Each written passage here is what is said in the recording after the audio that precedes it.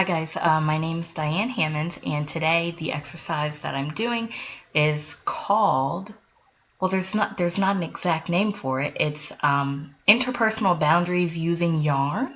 I don't think that's the official name, but that's the exercise that I chose to do.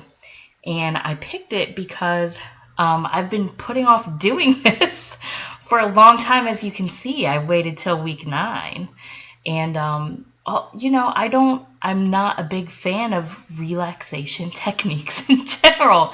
And so I was trying to think of a relaxation technique that I could use that I would actually like, because there are probably other people in the world like me, who the deep breathing and the meditation and all that stuff can be challenging. So I picked this exercise because it's about interpersonal boundaries. So it's really focused on physical space between you and another person, what makes you uncomfortable versus what makes you safe.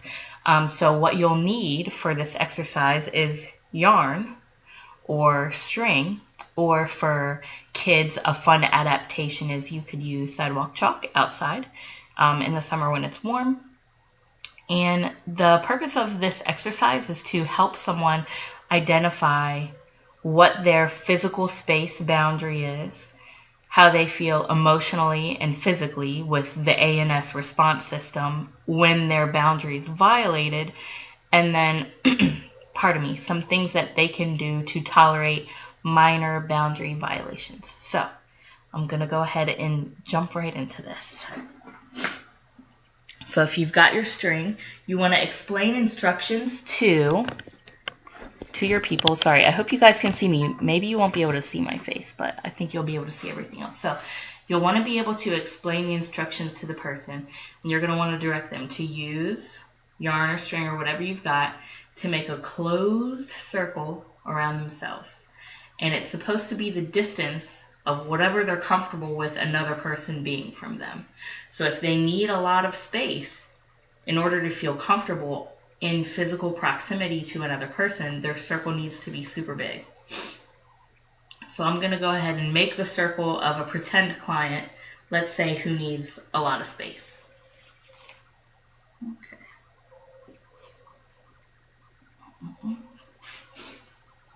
And it doesn't need to be perfect. You just get it out there. And something that's important is you can tell the client that they can draw and redraw and remake their boundaries as many times as they need to. So if they try it the first time and they find it's not big enough for their liking, they can make it even bigger.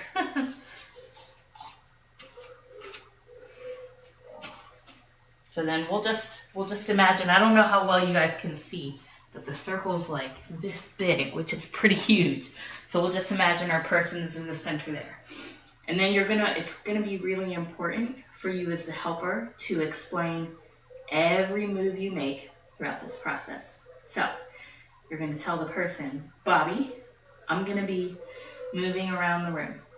And while I'm moving around the room, I want you to pay attention to how your body feels as I get closer to you and as I get further away. If you feel more relaxed when I'm further away, try to say out loud how that feels for your body. If you feel more anxious or scared or angry or irritable when I get very close to you, try to say out loud how that feels for you in your body. You can, as you're moving around the room, let's say you're going really far away, then you're approaching, you can provide examples for the client of what they may be feeling, especially if they're having a hard time finding words to describe their internal state. I was reading that for some people, they don't have any idea what their physical boundary is in relation to like proximity to other people. So the moment that you start out, you've already violated the boundary. So they kind of just look shocked the whole time. And them appearing shocked or very pale-faced or just emotionally non-responsive is an ANS system indicator that you've gone too far or that the boundary needs to be redrawn. So sometimes someone might say, I'm okay with this boundary, I'm okay, but they don't physically look it. And then that's when you as the helper can come in and you can present that difference and say, I know you say that you feel okay, and what I'm seeing is not a lot of emotion on your face. What if we try, or what if I try to back up even more than I already am? And then sometimes you might see them breathe out or relax. And then that could be like a physical indicator that they didn't know that they made their boundaries too small. They were feeling uncomfortable and they couldn't identify those things. So you're moving around the room. It's kind of like trial and error with the client, figuring out how big they need their boundary to be or how small they need it to be uncomfortable. As you're moving around, you're asking them how they're doing. They're saying out loud how they're feeling. And you're adjusting accordingly. So if they've been doing fine with you moving all around the room, then you may think that it's time to get a little closer. So then you're roaming around, but you're a bit closer to them. And as you're doing this, perhaps the discomfort for them is increasing, but also in a sense, that's the goal of it. You want the discomfort to increase slowly in a way that's manageable for the client. That way you can walk with them through the discomfort. So let's say I've walked all around the room. Bobby's got this big boundary. He's okay with me walking around the room, but now I'm really close. And I'm telling Bobby, I'm going to step right on your boundary. My toes are going to be over it. And I notice that Bobby's fists clench and he says he's doing okay, but he's way more still and he doesn't look relaxed anymore. I might comment on that to him and say, now Bobby, I notice you're stiffening up a little bit. That's normal. What word would you give to your emotion, or what word would you give to your internal state?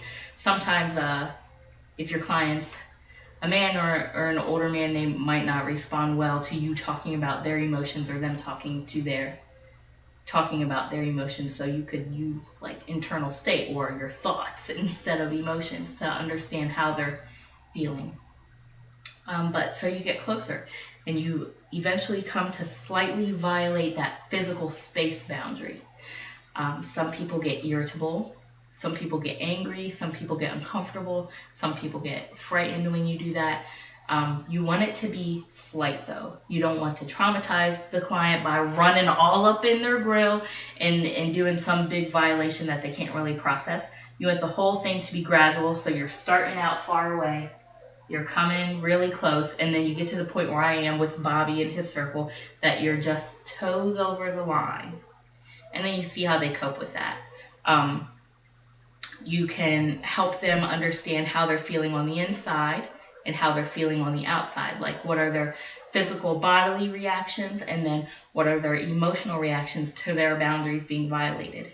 Then, once you get to that point, that's where the coping skills come in, and where you can challenge them to remain in the discomfort as long as you think is therapeutically appropriate.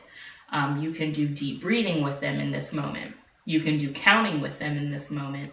There are a bunch of techniques you can use to help people tolerate the discomfort and then eventually lessen the ANS stress response.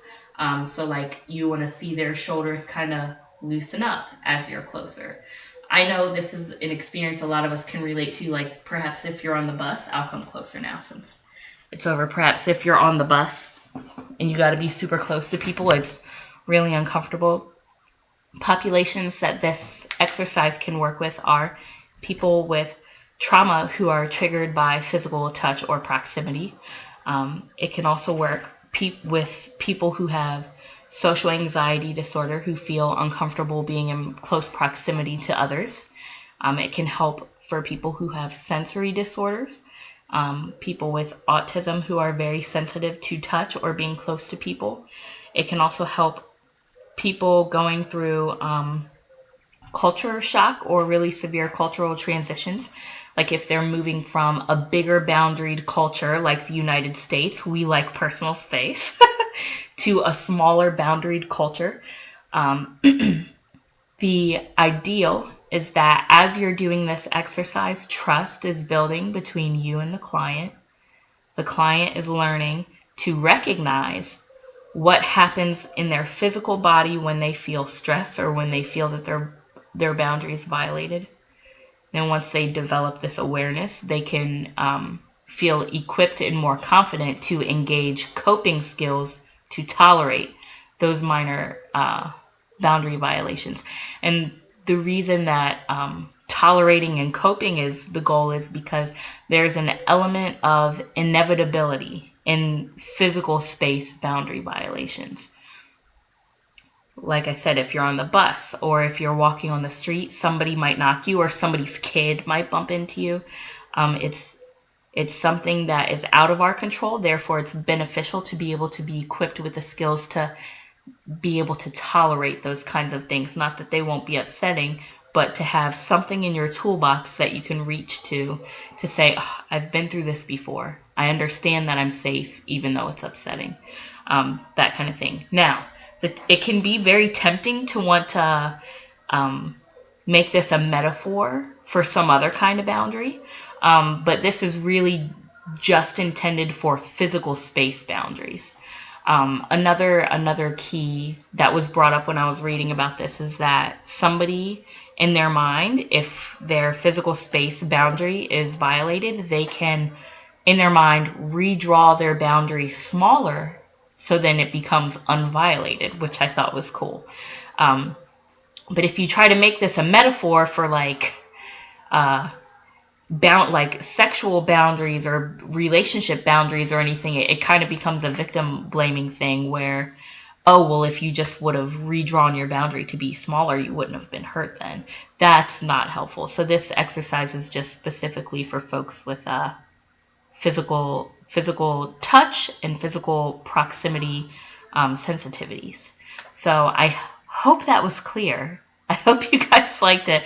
I talked a lot, but it can be a very sensitive thing, so it's something that you're going to want to be coaching your people through, talking with them actively throughout the whole time, and as the helper, you're going to want to be paying close attention to them.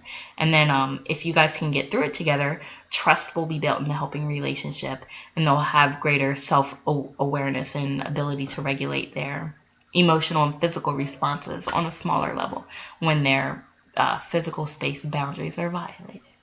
Okay, hope you guys enjoyed. Bye.